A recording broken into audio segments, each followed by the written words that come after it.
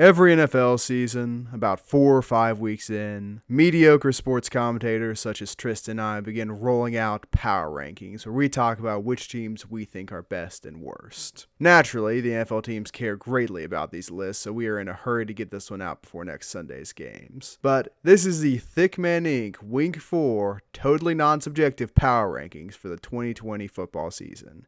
And I'll be starting things off with an honorable mention: the Baltimore Ravens.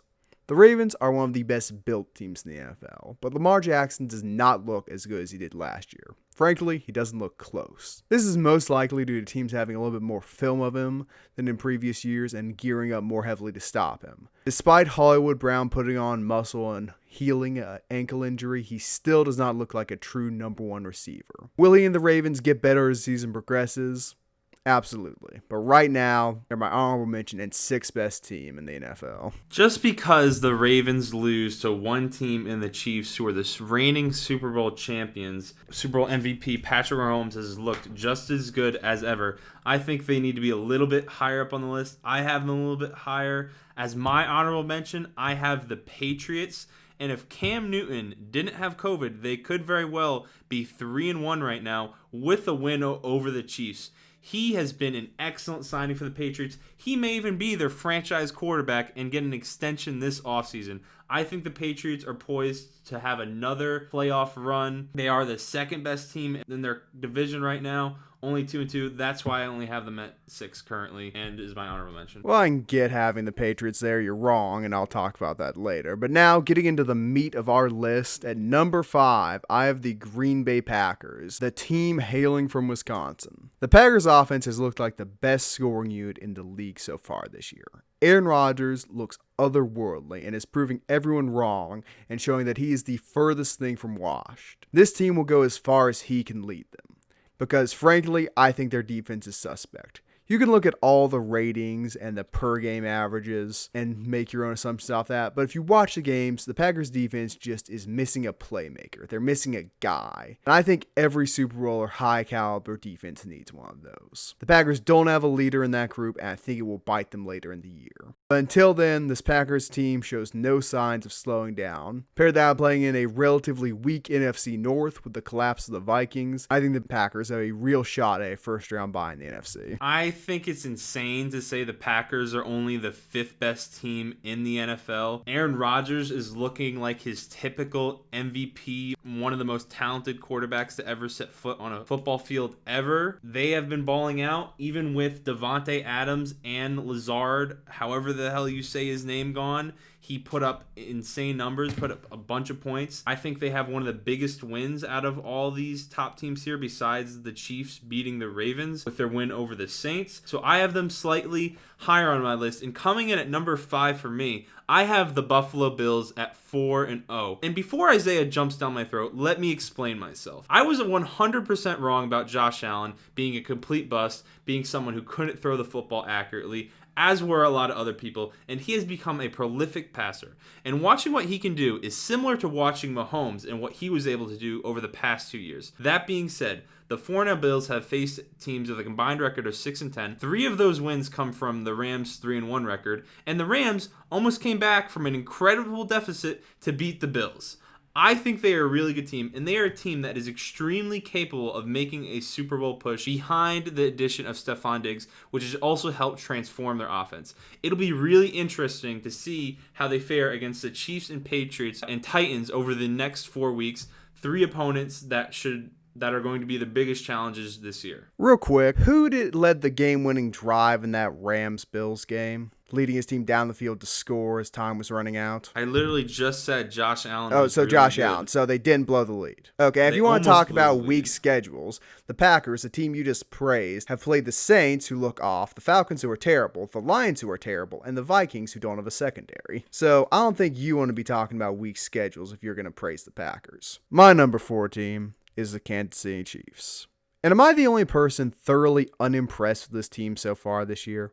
Patrick Mahomes barely outdueled Justin Herbert, a QB who everyone thought was going to be a bust, and they lucked into a win against the New England Patriots. Make no mistake, if Cam Newton is playing against the Kansas City Chiefs last week, the Chiefs would have lost. Cam Newton's not throwing 3 interceptions. Cam Newton's not going to have only 190 passing yards. Do I think the Chiefs are going to figure it out and get better later in the year like I said about the Ravens? Of course. They're the Kansas City Chiefs. They've got Patrick Mahomes, Andy Reid, and a team full of talent. But in my opinion, the Chiefs have at least one loss in their schedule and have looked thoroughly unimpressive for a Super Bowl defending team despite being 4-0. Well, Isaiah is back on his BS. You can't put the Chiefs reigning champs not at anything other than number one, which I'll get to why they should be number one later. Well, yes, I can because I just did. Yeah, but you can't put them that far back on the list when they've won every game. They beat the Ravens, one of the best teams in the NFL, and you never feel like they aren't capable of winning the game when they're down. You always feel like they have a chance. And to the Justin Herbert point, that defense, which has shown to be one of the better defenses in the league through 4 weeks, when you game plan for a quarterback that isn't Justin Herbert, you're going to maybe struggle a little bit. It was their second game of this, the Chiefs' second game of the season, Herbert's first game as a starting quarterback, and it's hard to game plan for someone you've never seen before, and he wasn't starting 20 minutes before the game started. So I think that explains a lot what happened there, especially from a defensive perspective. Now, I know their offense struggled a little bit too, but when they're losing late in games, you still feel like they can win. And when it comes down to my number 4 team, a team Isaiah is slandering, the Ravens are still one of the best teams in the NFL. Even if they can't beat the Chiefs, they're beating everyone else.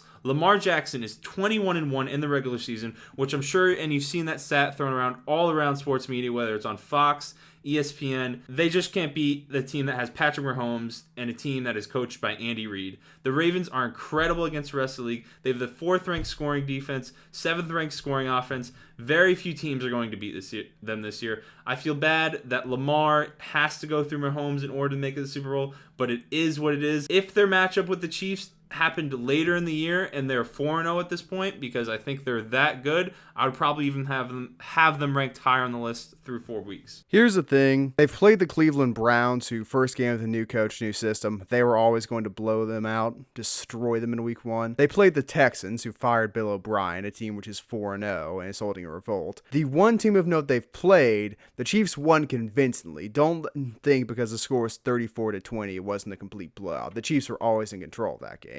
They're way better than the Ravens, and I don't think that highly of the Ravens. And the Washington football team, where if we're being honest, Lamar Jackson, aside from one flashy run, looked kind of uninspiring. Sure, you can say what you want about their defense. The football team has a decent defense, but I just can't get behind the Ravens yet in the season. Lamar Jackson needs to show me that he's capable of being the MVP again. But right now, I'm seeing playoff Lamar, and I don't want to see playoff Lamar. He basically only loses to the Chiefs, so that's why I know they haven't played that many great opponents. He has lost to the Titans. In the regular season, was that in the regular season they lost to the Titans? No, it was the playoffs. Well, that was also his regular season record. Obviously, he has more than one loss in the playoffs. I just can't get behind the Ravens yet. They're a supremely talented team, almost as talented as the Chiefs, but like the Chiefs, they're just not showing it to me. I could be proven wrong. They could win every single one of their games and finish 50-1. That just doesn't seem likely to me. But at number 3, we have the team I talked about a little bit in the last section. The New England Patriots are the best 2-2 team ever. Due to COVID-19, Cam Newton missed the game against the Chiefs. Moving forward, I'm making the assumption he's not going to miss any more games. If he does, move him down this list. But this team, in my opinion, has the best defense in the league and an offense that is truly impossible to game plan against. Any given Sunday, the Patriots can call on one of 4 running backs to get 15 plus carries, each with a unique and different play style, which is hard for teams to plan against. Then, you can have Cam Newton torching you on the ground, bullying your linebackers and cornerbacks with his powerful running. And the next week, he's dinking and dunking, much like Tom Brady, down the field to score from 5 yards out. This team came 1 yard away from beating the Seattle Seahawks, the 4-0 Seahawks, on the road. That is a supremely impressive feat for a coach with a new quarterback and a new system. The Patriots are the best coach in the NFL. They have, in my opinion, the best defense in the NFL, and they are going to be just fine in a post-Tom Brady world. The reason I didn't have the Patriots as high up on the list because I don't think they have as much depth as the rest of the league. And I think it's pretty wild to say they have the best defense in the league because as far as points given up per game, They're more towards the middle of the pack in yards given up per game. They're They've around played the 8. Chiefs and the Seahawks. It's been 4 games. And there's also the Colts that exist who haven't even given up 1,000 yards through 4 games and have only given up 14 points a game. So as much as I hated on the Colts at the start of the year, and they haven't played the most difficult schedule, but right now they have the best defense. The Patriots defense is really good, but then again, Stephon Gilmore is out with COVID right now. My third-ranked team in the NFL is the Seattle Seahawks at 4-0. The Seahawks offense with Russell Wilson passing the ball, it is not a rushing dominant offense like it has been in years past, last year, and even before that. They're putting up 35.5 points a game. I believe that is second in the NFL, and Russell Wilson has a 136.7 quarterback rating, and I really don't think there is any defense that is going to be able to slow him down. I understand that their defense isn't all great, bottom half of the league, but when your offense is led by Russell Wilson, who's on pace to throw 64 touchdowns, you are going to be dominant. The only other competition I think that they have in the NFC right now is the Packers. Obviously, we both greatly respect Russell Wilson, and you mentioned the Packers. I've got them lower on the list because I have a lot of respect for the AFC, and I just think Russell Wilson is better than Aaron Rodgers right now. I don't think that's a shocking opinion for many people. But the Seahawks are a good team. I'm not going to disagree with too many of the points you had. I've got them one spot higher as my number 2, and I'm going to talk about that right now, but that's not a terrible pick, Tristan. You surprised me on this one. But the Seattle Seahawks have finally given up. Pete Carroll has stepped away from the run and given the keys of the offense to Russell Wilson, and it's been working out. Russ has been cooking. Wilson has put together an early MVP case and is miles ahead of everyone else in terms of projections to win the award, while leading his Seahawks to a 4-0 record. But, and much like I mentioned with the Packers earlier in this video, this team's defense is a liability. They're very solid against the run, as you expect from a team which has the best box safety in football in Jamal Adams in the offseason, but they've given up the most passing yards of any team in the league. Quarterbacks are averaging more than 400 yards a game against them. I think Russell Wilson can outduel any of the teams I've mentioned already on this list in their defense. I think he could go into Arrowhead, go into Lambeau Field, and beat Rodgers and beat Mahomes. He's been that good this year. But the Seahawks will eventually play a team with a defense that can slow them down. And when they do, they're going to get air raided. I mean, we both agree in general about the Seahawks talent level, as you also mentioned. And at number 2, I have the Packers at 4-0. Isaiah isn't as high on them, and I severely underrated this team entering the season. Aaron Rodgers, as I mentioned, wasn't looking like his typical self, but he, I think, is the best quarterback I've ever seen when it comes to elevating no-name players. Just last week, his leading receivers are Jamal Williams, his backup running back, and undrafted rookie in 2017, Robert Tonyan Jr. They also only beat the Saints by 7, but won in what I felt was a pretty compelling fashion. They took the lead in the third quarter, never looked back, and I didn't really feel while watching that game that once the Packers took the lead, the Saints really had a chance at winning. Well, yes, they're missing their best player in Michael Thomas. That is true. I think the Packers are down the stretch, are definitely going to finish with 13 or more wins. Weak division in general. I think a pretty weak schedule. Right now, they're my number 2 overall team. I can't let you just put them at number 2 without mentioning the quality of opponents they've played. I already talked about this, but they've played the Lions, who are terrible. They've played the Minnesota Vikings, who are terrible and don't have a secondary. They've played the Saints without Michael Thomas, their best player. And they played the Atlanta Falcons, a team that is imploding and desperately needs to overhaul and flip and burn everything they've put together the past few years. They do not have a truly impressive win, in my opinion. If Thomas was playing and they beat the Saints, I'd give them a lot more credit. They'd be higher on the list for me. But they just aren't, and just wasn't. So, my number 1 team, and loyal viewers of the show probably saw this coming. But let's talk about Josh Allen for a second. While Russell Wilson has been putting together an impressive MVP campaign, Allen has been orchestrating one of his own. He's got more passing yards than Wilson. He's got 1 less total touchdown and 1 less interception. And the Bills, like the Seahawks, are 4-0. If you think Wilson is having a better season, that is a perfectly valid wrong opinion. Here's the difference. Stepping away from the quarterback position, the Bills have without a doubt a better defense. They don't get air raid. They don't give up 400 passing yards a game. They've got better skill players. Jim Brown, Stephon Diggs, and Devin Singletary are better than anything the Seahawks can put out there. And, in my opinion, they've got a better coach. Sean McDermott knows how to capitalize on Allen's strengths and mask his very few weaknesses. On top of all that, Allen is the only quarterback in the NFL that I have seen is willing to lateral the football. A quarterback who is willing to lateral the football any given play is a dangerous threat that you cannot play against or game plan against. Here's how I see a game against the Seahawks and Bills going, just for the sake of conversation. The score, 37-34. Bills ball at their 32-yard line. Allen breaks away from the collapsing pocket. Jamal Adams rushes him. He spins out of the tackle. Allen takes off. He creates separation. He's in the open field. The defense is playing the pass. Stephon Diggs comes looping back. And as 3 defenders close in on Allen, he turns to his side and launches the football 20 yards sideways into the waiting arms of Stephon Diggs. Diggs scorches down the field. Touchdown. Bills win. And Josh Allen is crowned the league MVP. We will get to see that as the Bills do in fact play the Seahawks this year. And I cannot wait for that matchup. And I will say one thing, then I'll give the mic to Tristan. The Bills are on the precipice of being screwed. Their current schedule is to play the Tennessee Titans on Tuesday night due to COVID, and then have to go play the Kansas City Chiefs on Thursday night. They will be playing 2 football games in 3 days. That's ridiculous.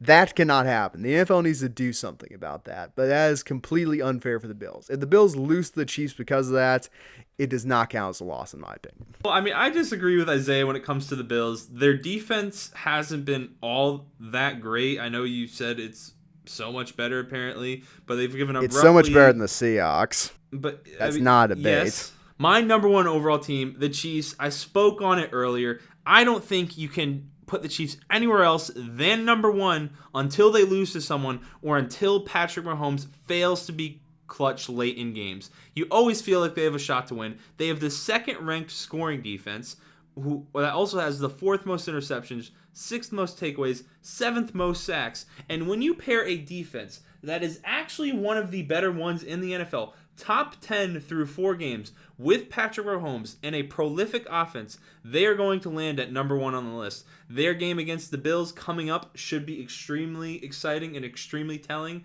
I know with the way the schedule is currently that the Bills will be playing on a short week, so that may hinder that game. They'd be playing on one day. They'd have Wednesday off, and they'd play again. It may dampen the result, but somehow I feel like they can't let that happen. So I don't know how accurate that information is. I'm sorry for not fact-checking Isaiah. I have the Chiefs at number 1. Look, if you want to put the Chiefs at number 1, and I'll close with this, I can respect that. They're the reigning Super Bowl champions. They're undefeated. I have some questions. Patrick Mahomes may have some answers. We'll have to wait and see. That has been our video. Let us know what you think down in the comment section down below. Tell us if you think the Bills can overcome a 1-day off break between football games. And let us know if you think the Patriots should be 4-0. We'll see you later.